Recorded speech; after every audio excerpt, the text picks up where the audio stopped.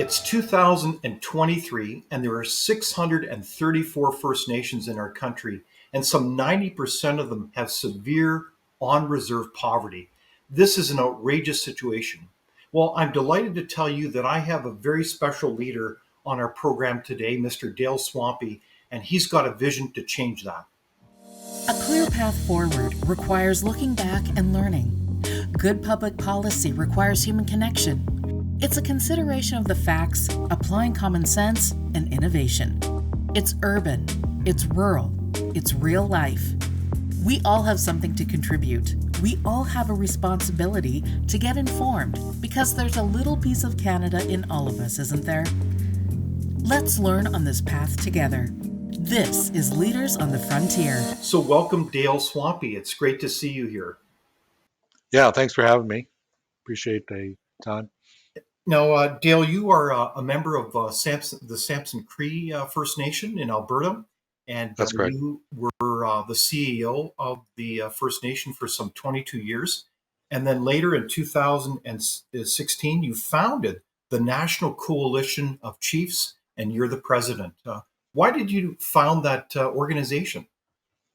Well, first of all, I wasn't the CEO for 22 years. I left um, as a CEO to start my own consulting company to work for specifically pipelines and so forth. But we started the National Coalition of Chiefs as um, partly because of the cancellation of Northern Gateway. We kind of fell backwards into the coalition model. In 2006, when I left my band to start working on my own, if you told me that coalition of chiefs working together, is a good model to utilize, I wouldn't have believed you because first of all, our four nations within our own community can't work together. Um, it's difficult for chiefs to get together because they don't often have the same viewpoints or same ideologies and so forth. So it's difficult for them to join. But when we had Northern Gateway, there was a common benefit that brought them all together. And I think that was something that was key to it. And something more um, impactful was the fact that each First Nation got an equal share of the equity that was being offered by Northern Gateway. And this allowed chiefs who represented smaller communities with less capacity, less influence, and so forth, to come to the table because they knew they had an equal voice. And I think that was the real impetus for the kind of success that they had. They they started working together. They had more influence. They were able to get more benefits than just the 10% equity. So, Dale, can you explain what the Northern Gateway project really was for people that are not familiar with it? Well, it was a large pipeline that was going to go from Bruderheim, Alberta to Kitimat, BC. It was going to build a terminal in Kitimat, one of the widest and deepest channels, the Douglas Channel, safest channel today. It's where right now LNG Canada has their terminal for the LNG terminal that they have that they're building now. So we started to work for them in 2010. They were working already for about 6 years, trying to get First Nations to come on side with them and sign agreements and so forth. When we started there in 2010, one of the first questions was, what do First Nations really want? And we saw from our previous experience in Alberta Clipper and Southern Lights that what they really wanted was long-term agreements rather than one agreement, sign off with a check and then walk away. And it's difficult for the pipeliner too because most of the activities in construction, once it's built, it's kind of out of sight, out of mind. There's hardly any work being done for operations and integrity work and so forth. But I think Northern Gateway was different because it wasn't just owned by the pipeliner, which was Enbridge. It was owned by 9 of the producers Mhm. in the oil sands, 5 of the biggest producers, almost all the producers from the oil sands except CNRL. And when they went into the project, instead of creating a one-off signing agreement with one check. They agreed to sign an agreement for 30 years. And on top of that agreement, they were willing to give free and gifted equity to the First Nations. So they didn't have to finance, they didn't have to, they weren't deducted in any way for, any cost of borrowing and so Mhm. forth. So this gift was given to them, and to offset the shareholders' loss of income from their revenues that they be given to the First Nations, the producers agreed to top up the toll rate in order to handle it, because they knew that the oil wasn't going to the United States; it was going all to Asia, 100%. Something you don't see in TMX. Right. TMX, you're just going to see a small portion of that going to Asia with the Brent prices, increased price opportunities, and so forth. So that was unique, and we had 31 of the 40 communities signed on as owners of the pipeline. And by the time they negotiated over 6 years with the owners group, they had accomplished not just 10%, but 33 and a third percent ownership, $200 million in benefit, or I mean, $2 billion in benefits over 30 years, which included a $200 million community investment fund that would be managed by all the chiefs, a $200 million employment and training program that would be handled by the chiefs, that would last for 30 years. You know, environmental monitoring. Some 31 First Nations would have 31 workers monitoring the pipeline throughout its life, and an environmental protection plan for marine and coastal over 30 years that was going to be awarded to the First Nations over 30 years, at a cost of about $700 million. So I think the pipeline would have been built. There would have been a lot of social acceptance on it because most of the First Nations were behind it. It's just that the federal government made a political decision to cancel it, and they refused to meet with our group, which was the Aboriginal Equity Partners, which was the 31 First Nations that got together and Wow. continued to meet, refused to meet with them, so that Trudeau could say that he never met anybody that liked the project or approved the project, which So, was so wrong. just to be clear on the headline, this was a monster energy project involving billions, and its impacts to First Nations would have been profoundly positive. That's the bottom line, is it not, Dale? Oh, definitely. And there is no other pipeline or project in Canada or the world, for that matter, that hasn't given more than what Northern Gateway would have given to First Nations. Wow. And there was even talks of hiring a CEO from one of the First Nations in BC within 5 years of operations to manage the project. Wow. So why did you feel so passionately about this project, Dale? I mean, I know that it wasn't just you as a large team of First Nation leaders, but why were you so passionate about it?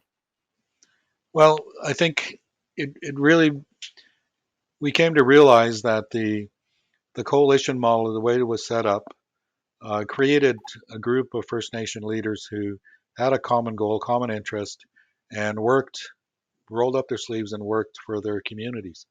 And the political problems didn't exist in this type of coalition because all of the chiefs around the table respected each other and didn't want to bring forward anything that's would be politically wrong. Um, like hiring your brother-in-law to become a Mhm. manager or Yeah, something like that. It wouldn't look good in the other chiefs' eyes because they respected each other, and we found that they worked a lot more consistently. mhm. All of the chiefs participated in meetings because they knew they had an equal say. There wasn't one chief or one individual that owned more of the project than them, so they felt comfortable, and it created a lot of camaraderie. And when Coastal GasLink was going on to further approval after our project, they hit the ground running because most of the chiefs that were on that pipeline were on Northern Gateway pipeline, so they Interesting. were already in a sense pipeliners, and they were able to hit the ground running, get the project off the ground, and get it approved. Wow. So it's an exciting story in a way that these First Nations work together as a team. Use the word coalition. Like, does that mean like a region around a project working together as a team? Right, and that's what we promoted. National Coalition of Chiefs. We promote what we call regional coalitions. We believe that regional coalitions should be established not just to approve major project developments, but to enhance infrastructure. Hmm. It's one of the things we support, and we support, for example, the Atlantic First Nations Water Authority, which is really a regional coalition of 17 First Nations who signed a transfer agreement with INAC to bring their monies to a company owned by the 17 First Nations to manage their water systems. Hmm. And it's important to do that because one First Nation cannot manage a huge water system and keep the technical expertise in place. We're like little islands and surrounded by municipalities that we don't partner with. Municipalities across this country partner on infrastructure a lot. All you have to do is look at Red Deer Water Authority and see the kind of cooperation they have from the municipalities of Central Alberta, one of the biggest water authorities in North America, and they supply water to all of the communities. And the communities don't have to worry about water purification processes Hmm. because Red Deer handles it for them. And that's what we need with coalitions. You get a regional coalition of 20 First Nations together. They organize a company that purifies the water for them and provides them with clean drinking water. We have to talk about sustainable communities, make sure that we put our houses into townships rather than into acreages that we're seeing a lot of these days. And right now, it's just incredibly costly to manage a house on an acreage. The utilities are much more expensive than they are in a township or a metropolitan area. Everything is more expensive. Um, you need to bring the community together to provide this sustainable model, and to get the technical expertise, you have to join with other First Nations and create this regional coalition so that you can build better communities for our people. What you're saying makes so much sense, Dale. Working together as a regional team around a common purpose really brings results together. So there are solutions here, aren't there? And it strikes me that's the reason why you founded the National Coalition of Chiefs, is it not? Yeah, it was myself and late Chief Elmer Derrick who convinced me not to go back into consulting and to start the National Coalition. And we started working together with a lot of the oil and gas and natural resource proponents to becoming at the beginning to become more of an advocacy group for them, to be able to support the 14,000 self-identified, for example, Indigenous workers in the oil and gas sector, to support major projects and to communicate to the proponents and to the First Nations that they should incorporate the regional coalition model in order to get better benefits, better ownership into the projects and so forth, and better support from the Canadian people and the Canadian government on these projects. So it's very interesting. Would you say one of your key goals for founding the Coalition of Chiefs is to get rid of on reserve poverty? That's right. And, I always say to government and to proponents, people that I know in the industry, as well as within the government, that we have to listen to the administrators, we have to listen to the band managers, we have to listen to the social welfare workers. They are the people that have the pulse of the First Nation community, and a lot of chiefs as well, chiefs and councillors Hmm. that work with the community on a long-term basis and see the kind of situation we have within our townships. And within a lot of the communities, we have 60, 70% of the people are on social welfare because they just don't have any employment opportunities. They're usually remote. In other words, they can't walk to a local employment service office. They feel like they're disenfranchised from society because nobody's out there to be able to help them. Hmm. And it's created a generational normalcy of a social welfare system that hurts and keeps on hurting our people. And when you're not doing anything, you create a lot of problems, a lot of social problems, alcohol and drug abuse, murder and missing women, domestic violence, you name it. This all comes from poverty, and if we can attack poverty, then we can get rid of all of the social ills that exist on our reserves. Wow. So it's a powerful overview, Dale, because a lot of these challenges are really a symptom. I think what you're pointing to is the root issue is poverty. So how do Right. you deal with poverty? We do business. Is that right, Dale? Without oversimplifying it? Exactly. We've got to cooperate, with industry. We got to cooperate with society. We need to be able to, reap the benefits of the economy of Mhm. Canada. And for 150 years, we've had the biggest, best natural resource industry in the world.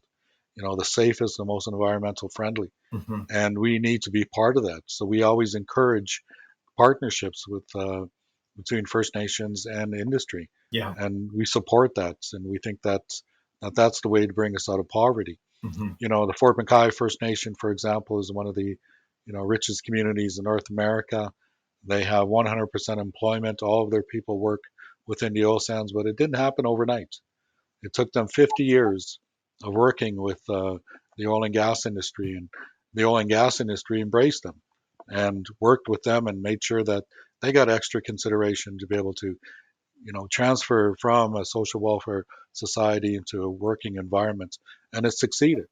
So it's been done before. We need corporations to be able to, come up and work with us and start what we're calling the National First Nation Social Welfare Employment Program. And Mhm. we think it's a remedy for success for what's happening within our communities. We just need the government, both the provincial and the federal, and proponents from the natural resource industry to work together to develop these programs. Now, when you say Fort McKay, can you tell us more about the average income? Like these are very successful communities. Can you tell us more about how successful they really are? Yeah, and we you go on a tour of their community, and you'll see the kind of you think you've gotten into the a community within Calgary or Edmonton because they're they're fully employed. There's nobody walking around the streets because everybody's at work. Mhm. That sort of thing. They built a great high school just the other day. They have one of the largest household medium incomes in North America, is something like 144,000 per Wow. household. It was companies like Suncor who guarantee that if one of their community members graduates from grade 12, they'll guarantee them a job. So Wow. that had a real impact. That showed that a young guy growing up in high school, that hey, somebody really cares about me, somebody really wants me to work, they're willing to offer me this job.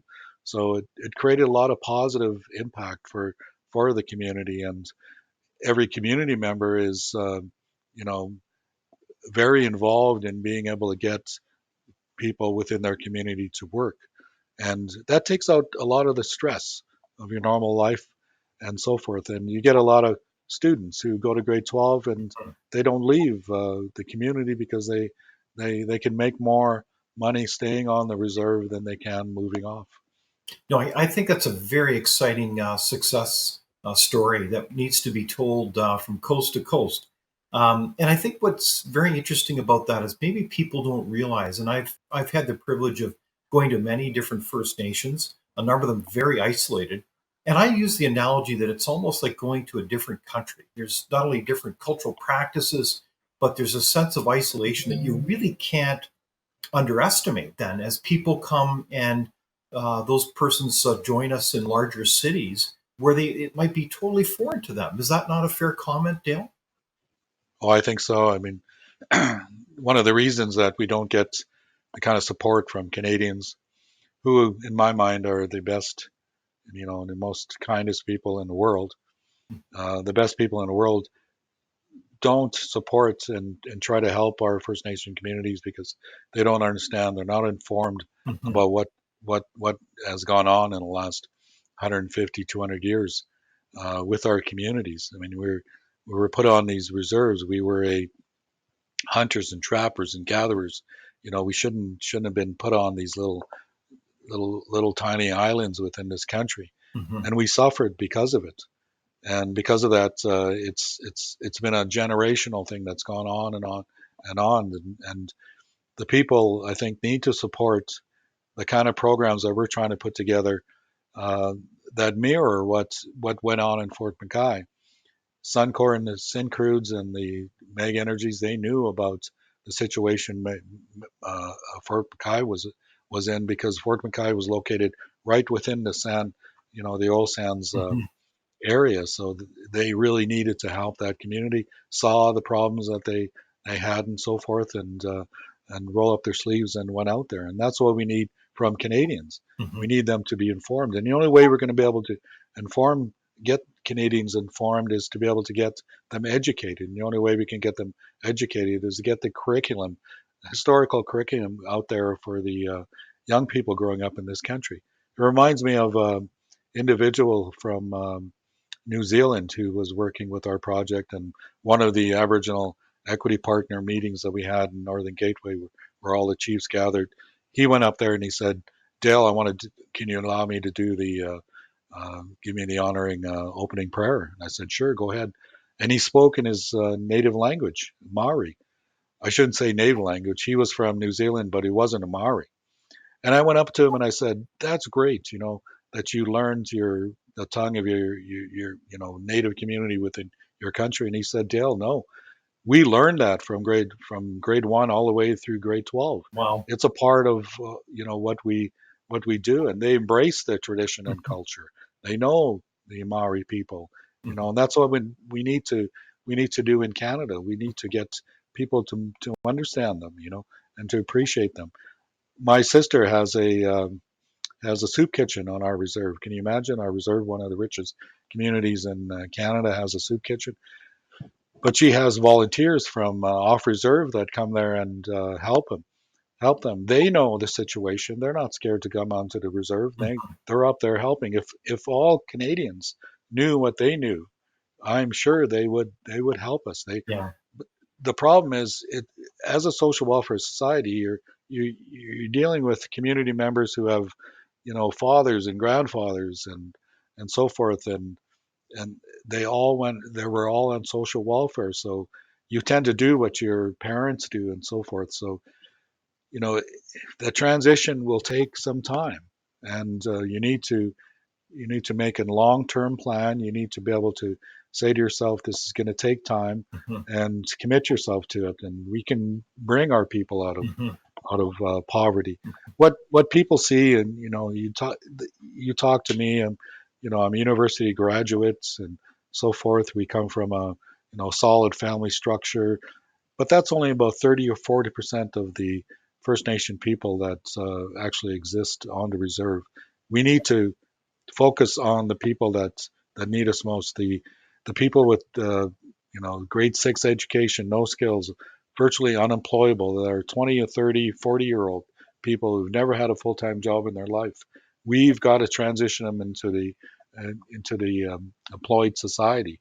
In order to do that, we got to commit to them extra consideration. In order to get this extra consideration, we need Canadian people behind it, because they're not going to approve the kind of expenditures that it's going to take to be able to get them off the reserve. Right on. So that's what we're working on right now. And Dale, in conversation with you, I guess one of the things that I really like about your vision, what you're saying, is you're not talking about being a victim here. You're talking about, in fact, you you're not funded by the government, the National Coalition of Chiefs. It's not funded by the government. Is that correct? That's correct. When we first incorporated, or not incorporated, when we first gathered together with the chiefs, we had a meeting about funding. We knew that we were going to do some advocacy work, and we were going to get some sponsorships from oil and gas companies, from natural resource companies, mining companies, and so forth. But we could access federal funding and provincial funding. So we met in Edmonton, and one of the chiefs says, "Dale, we can't get federal funding. All you got to do is look around this city, this government city. There are 26 companies within the city that get federal funding, that are associated with social welfare and employment and training for First Nation people. They're in the city of Edmonton. They do us no good 300 kilometers away where our people are that need the employment and training and so forth to get out of the um, the unemployment that we have in our community. Mhm. They become bureaucracies, and if we get funding from the federal government, we're going to become a bureaucracy too. And we're not going to be able to speak against government policy. So we decided not to get federal funding, not to get provincial funding, and we've been writing letters to the federal government. We've been attending hearings on legislative bills to oppose, things like UNDRIP, the tanker ban, C69, a new Canadian energy regulator. We're continuing to work with UNDRIP on the action plan to make sure that it becomes a little more specified so that we don't scare away investment Mhm. in the natural resource industry. So we're working hard to do that. And we couldn't do that, we don't think, if we had federal funding, because we support the oil sands. The federal government doesn't, Mhm. so we'd be cautious about that if we had federal funding. So we needed to be independent, privately funded, so that we could speak against government policy, and we're continuing to do that to Right. this day. I think that's very strategic in terms of your decision making to, frankly, be independent, to have your voice as First Nations. And what strikes me about that, Dale, is that you are very clear about wanting to do business, to get people employed, to get rid of on reserve poverty. And your vision is one of being, well, strongly independent, to be really, I think, in many ways, building on the rich history of First Nations as proud, independent people. Is that a fair comment? That's right.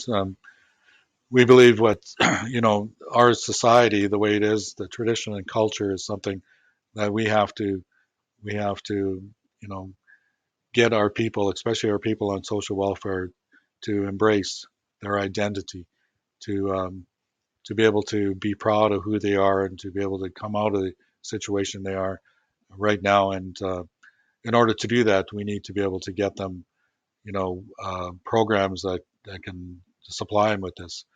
It's interesting because as an administrator, I've seen the kind of things that happen with young people growing up, not being able to get exposed to their culture and tradition because they're so tied into this social welfare society that doesn't allow them, doesn't give them the opportunity to go out to enjoy powwows and round dances and sun dances and so forth. And it's tragic, and we need to reverse that. We need to get our people to embrace their identity, embrace their tradition and culture, and once they do that, they'll see the kind of pride, and they'll start to realize that, yes, I can get out of here and I can do this kind of transition. So, Dale, one of the things that you talked earlier about is a number of bills that are happening. Bill C-48, C-69. For people that aren't familiar with those things, that's legislation, really. In Well, I get. Can you explain what that legislation is and the problems with it? Well, we started to advocate against the um, the first bill that came out in 2016 when we first got established, which was a tanker ban. Trudeau not only wanted to cancel Northern Gateway, he wanted to make sure no other pipeline would be able to get there. So he passed this legislation called the tanker ban in northwestern, and, well, throughout Canada, and the tanker ban really inhibited our ability to be able to get bitumen to the west coast. So we argued against that. We brought chiefs to Ottawa to speak against it, both in hearings and on conferences, televised press conferences, and so forth. And we did it several times.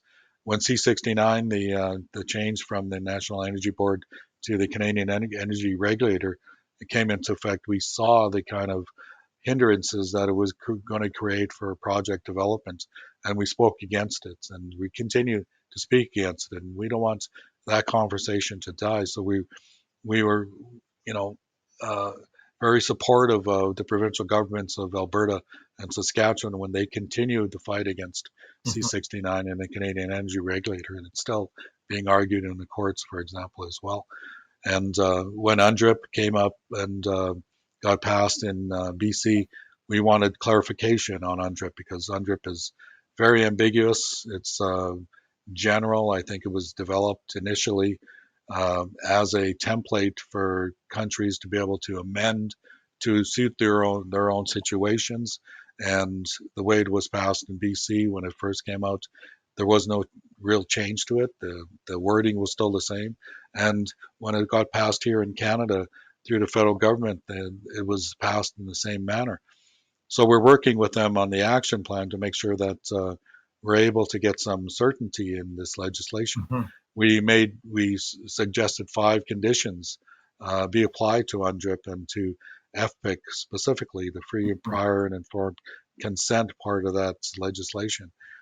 We want to be able to ensure that there's a defined process for project development Mhm. and that there's no ability for environmentalists or anybody to be able to say that there's been a lack of Mhm. consultation or that there's a lack of environmental protection or that there's you know a land dispute of some sort. So those 5 conditions were important, and we hope that they'll incorporate that sometime in the near future.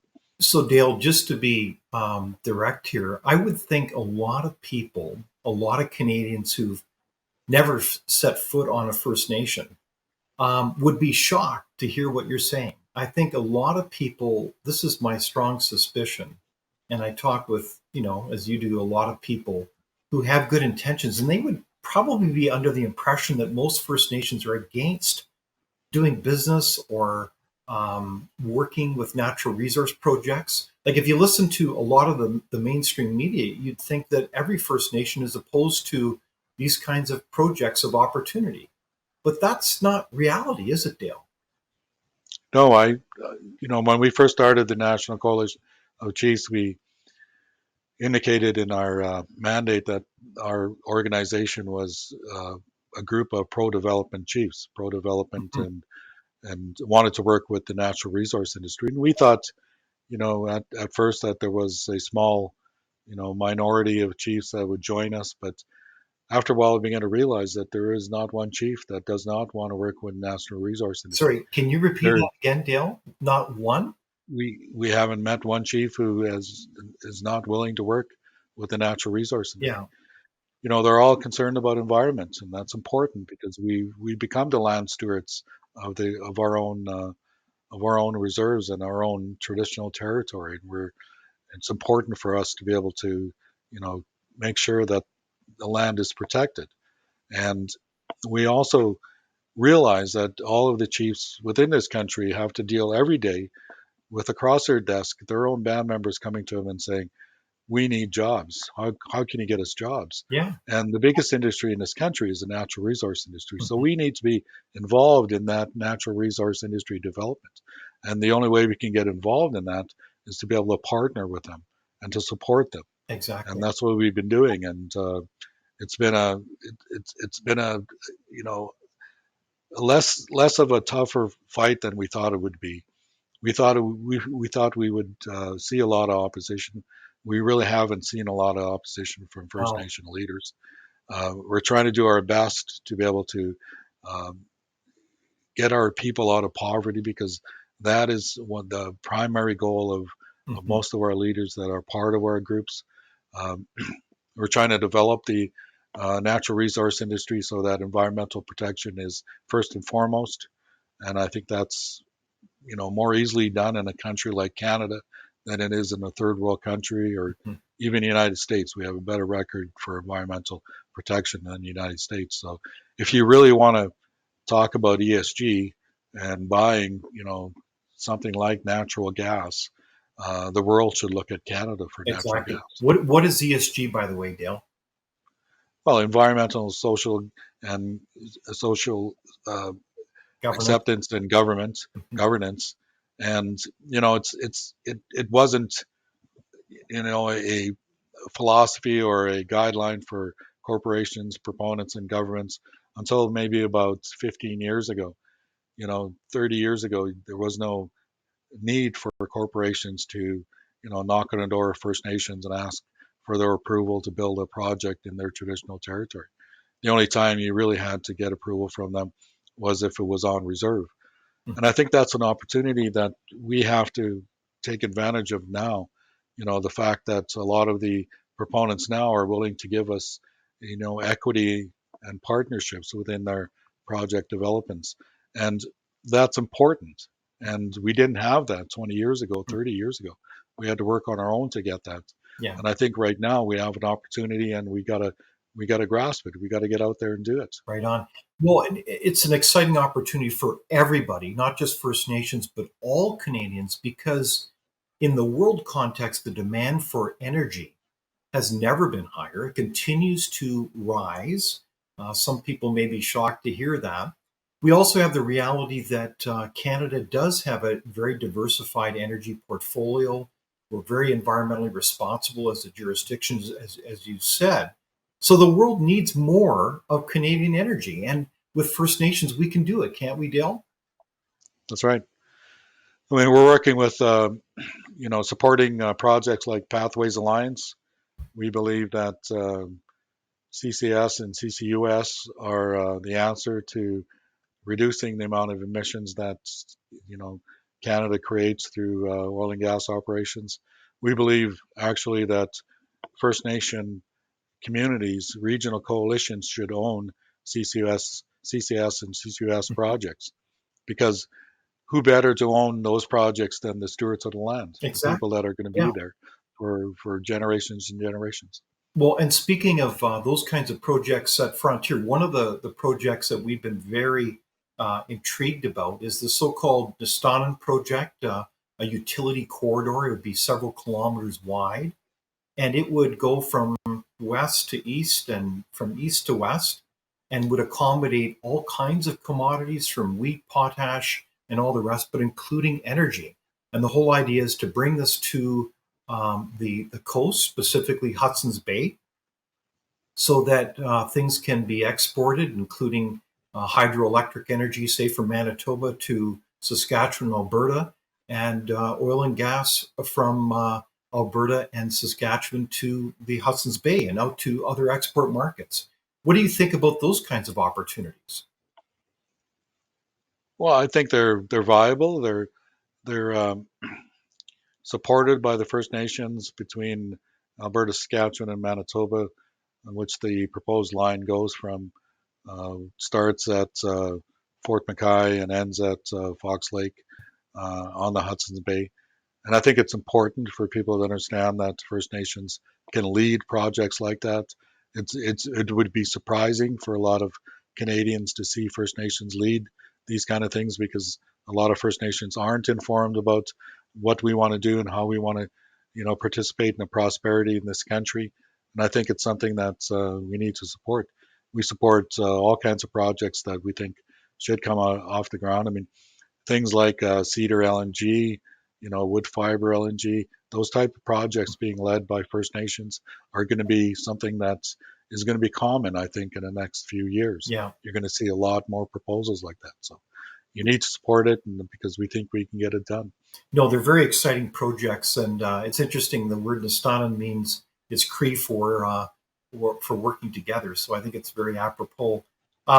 So Dale, when you think of the larger picture, then when it comes to these kinds of natural resource projects, where does the opposition tend to come from then? If it's not really so much from First Nations, and I know that one has to be careful not to generalize about specifics, because there are concerns, specific issues that need to be dealt with. But where does the opposition generally come from? Well, I think it comes externally. I don't think there's a whole lot of Canadians that are on the picking lines and supporting, the kind of movements that are going on right now. Mm-hmm. I think First Nations are being exploited, by environmentalists. We've seen that on the Northern Gateway project. Mm. There's people got to realize that the part of what is created by a social welfare department is young people who are feeling disenfranchised by society, feel like there's no place in society for them. They're angry, so they're looking for a fight. And Hmm. when some environmentalist comes onto the reserve and tells them that this is, the good versus the bad, Yeah. Right. they feel like they're doing it. They're justified to do it. Hmm. And unfortunately, they're the ones that get the criminal records from this. It's not Wow.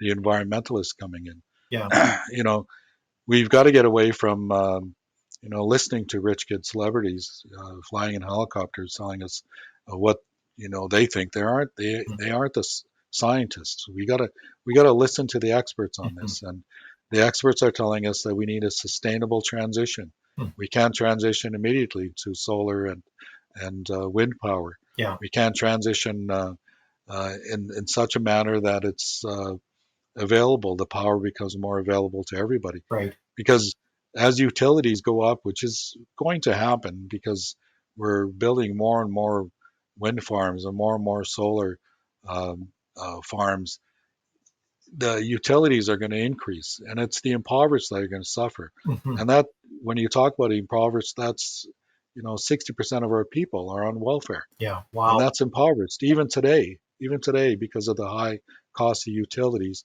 we have two or three families living in one house because they just can't afford the kind of utility costs it takes to Wow. run a household. So it's going to get worse, and what you're going to see is a lot of pushback by ordinary people that live on a reserve Hmm. that are struggling. And until Canadians realize this is a crisis, it's going to continue to grow and become a real, real problem for us Hmm. and for Canada. I grew up understanding, appreciate the democratic system, and I really believe that the problems that we're creating right now, especially with the populist governments coming up and so forth, is that the average person thinks they know as much as a politician. And that's not the way it's supposed to be. The way it's supposed to be is we elect individuals because we're working. We don't have time to touch on and learn all the issues that are important to this country. Hmm. And we elect politicians to become informed on subjects. And unfortunately, our politicians aren't becoming informed. Yeah.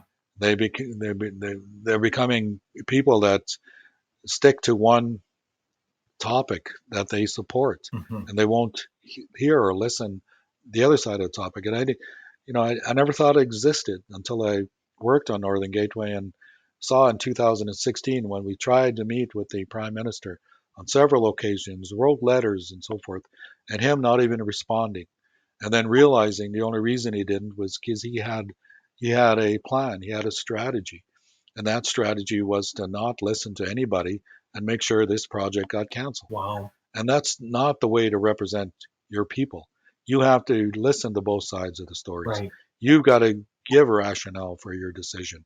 And he gave no rationale for that. Yeah. The only thing he said was that every First Nation person I talked to didn't support this project, which was wrong. Right. And I really believe that this whole system is is lacking in trust. Hmm. Nobody trusts the federal representatives, or even to some extent the provincial representatives, because they don't feel they're making rational Hmm. decisions. They're not listening to the whole story. Well, the Northern Gateway project strikes me as an outrageous example where the project went through all kinds of discussion, consultation, and a lot of thoughtful analysis. And it was approved. Most of the First Nations were on board with it. Advocates like yourself were articulate leaders who spoke up in favor of it, and everyone was going to benefit. And the government said, no, we're going to put that aside and we're going to cancel it. And you didn't have a voice, did you? No, no, it's terrible. I mean, I talk to a lot of people who are oil and gas supporters. I've talked in a lot of conferences where we thought everybody in the oil and gas industry knew about what and how Northern Gateway got canceled, and it's surprising to hear that they were all convinced that it wasn't. It was through the legislative system that, or through the regulatory system, that it was canceled, that it wasn't approved. Hmm. No, it wasn't, and a lot of people didn't realize or didn't know that Trudeau didn't talk to us. They thought that they didn't know that 31 of the 40 communities along the right of way were in support of the project, not just in support, but actually owned part. We're going to own part of the project, Hmm. and as owners, we're going to take on the risk of the project. Yeah. Nothing you see like that exists to this day, not even on TMX or CGL yet.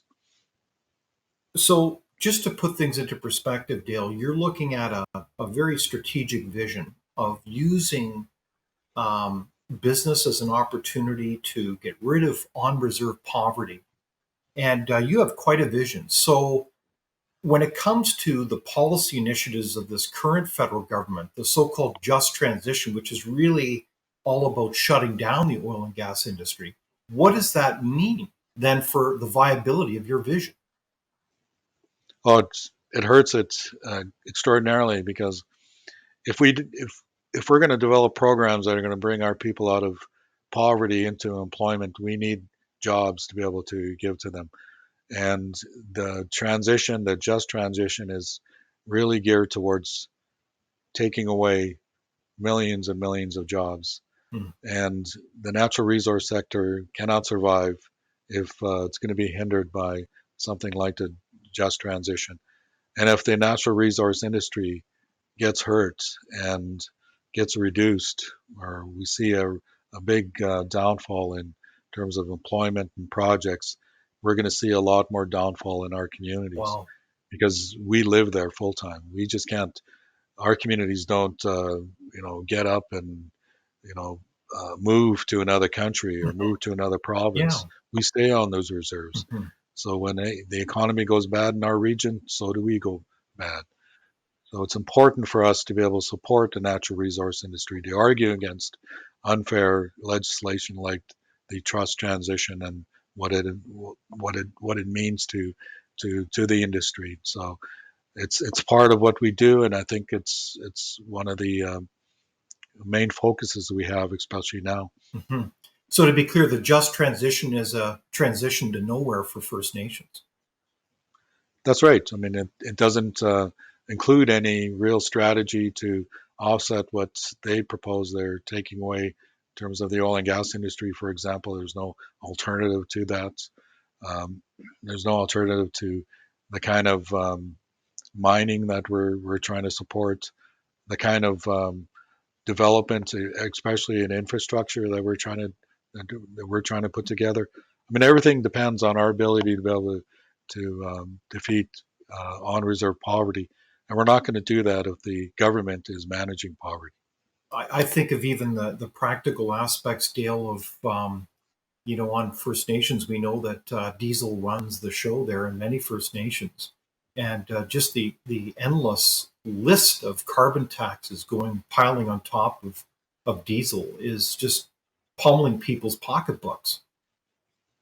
That's right. I mean, most people in the north are dependent on diesel, and it's not necessarily huge diesel generators. It's usually generators that are located just outside your own house, Hmm.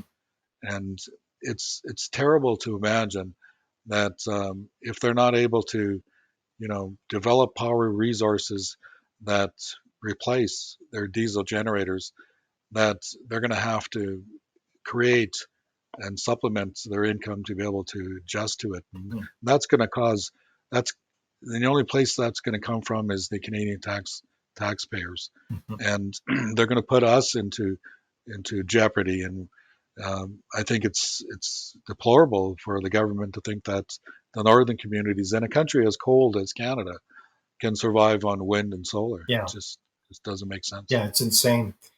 One of our senior associates at Frontier is Joseph Cornell, and he's written extensively about the importance of property rights for development, including on First Nations. Is there a vision that you'd have for property rights on First Nations?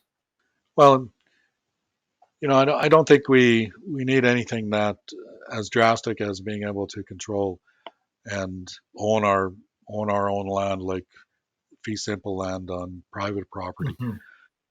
I think what we need to do is focus on owning the natural resource industry, owning the assets that are the Canada is one of the richest countries in terms of natural resources.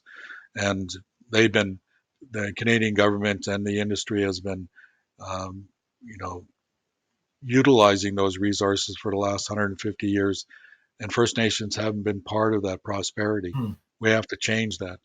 We think that instead of changing the royalty structure in such a way that First Nations get a piece Hmm. of the pie on the royalties Hmm. is not the answer. Yeah. We think the answer is that we own, that we're legislated to own a lot of development in this country, whether it's mining, oil and gas, anything that has to do with natural resources, we should get an automatic ownership of it.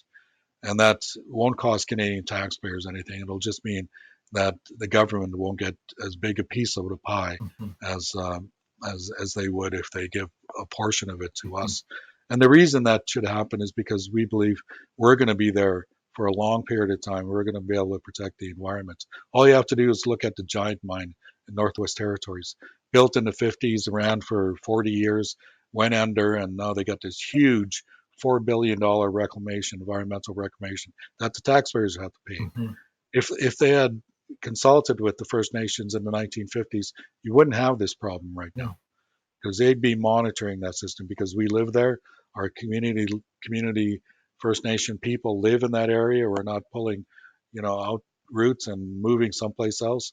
So, they stood for 40 years while people, took advantage of all the natural resources from that mine. Hmm. And now you got all this huge problem out there. The reclamation that's needed is going to have to be monitored for the next 200 years. Right. I mean, it's just ridiculous. So that's why we want to be part of it. We want to own it. We want to take on the risk, and then taking on the risk, we also take on the responsibility for environmental protection. Hmm. If we just get a share of the royalties and a check every year, that means we don't have any responsibility for environmental protection. That means we don't have a seat on a board on these major project developments, and that's what we want to be part of, and we believe that's the only way to do it. So, Dale, as we kind of come to the close of our conversation, as you look to the future, do you think it's time that we review the Indian Act and look at getting rid of it? Yeah, it's an interesting question. I mean, it's come up for the past 3 or 4 decades. The idea of removing the Indian Act and allowing us to be more self-governed and so forth, and allow us to, to work with our treaty rights and so forth. The problem with all of that is, I think, before you know, you don't want to throw the baby out with the bathwater. You want to be able to get a solution in there first, an alternative to the Indian Act. 200 First Nations or more in this country are not under treaty. So it's not necessarily so that they have the kind of treaty rights that were empowered to, communities that that did have a Hmm. treaty with the federal government. So it's important to understand that.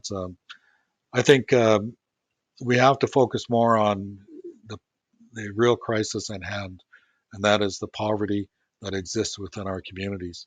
We have to be able to focus on our ability to bring our young people out of this social welfare society and to embrace their tradition and culture. Right now, we don't have enough young people that know about our tradition and culture, and we've got to be able to turn that around. So, Dale, when you look at action with Canadians or advice to what every Canadian can do in terms of their voice, what would you recommend to our governments? What do they need to do in terms of enabling more business to happen on First Nations so that we can get rid of on reserve poverty? Yeah, I think we need to, tell the federal government to, urge industry to work on developing major projects within and on our reserves, you know, near and on our reserves. We need, project developments to, include employment opportunities that can offer employment to our Hmm. people on social welfare, and that's the unemployable, and that's important. Hmm. And It's not going to cost the Canadian government or the taxpayers any money because we're paying through the nose right now for the kind of social welfare monies it takes to support people on social welfare. Right. All we have to do is divert that money into employment programs and so forth, and commit to long-term transitional strategy. That means don't offer these programs over a year.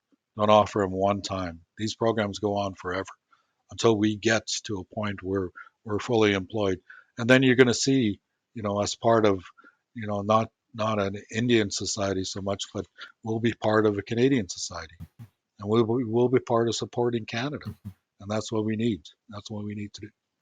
Well said. Dale Swampy, the president of the National Coalition of Chiefs, thank you so much for sharing your vision and challenging us to think about what we can do to work together to get rid of not only on-reserve poverty, but to move our country forward in prosperity. Thank you for joining us. Thank you. Thank you for watching Leaders on the Frontier. We're a nonpartisan think tank. We explore ideas, policy, and practical solutions that can make a difference in the lives of Canadians. We do not accept any government funding. We work for you. Thank you for supporting Frontier. Visit fcpp.org to give. While you're there, be sure to check out our latest articles and research. Without open discussion and debate, you're not thinking, nor are you free. Comment below. We'd love for you to join the conversation.